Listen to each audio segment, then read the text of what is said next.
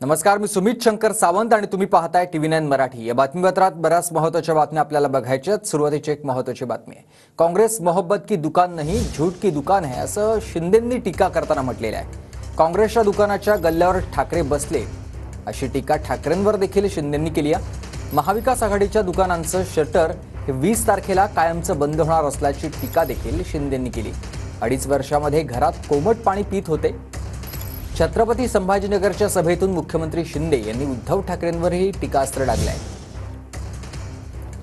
कांग्रेस आघाडी ही मोहब्बत की नहीं तर झूठ फरेब की दुकान है। उबाटा आता त्या दुकानाच्या गल्ल्यावर बसले।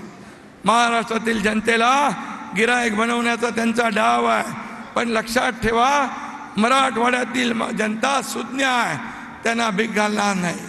आणि म्हणून महाआघाडीच्या दुकानाचं शटर 20 तारखेला कायमचं बंद झाल्याशिवाय राहणार नाही, हा विश्वास व्यक्त करतो।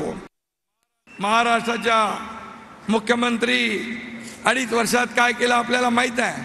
घरात बसून कोमट पाणी पीत होते आणि दुसऱ्यालाही सांगत होते कोमट पाणी प्या, कोमट पाणी प्या। फेसबुक लाईव्ह वर सरकार चालते का?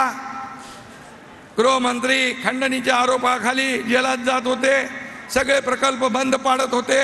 जलयुक्त शिवार, मराठवाडा वॉटर ग्रिड, मेट्रो सगळी कामं बंद।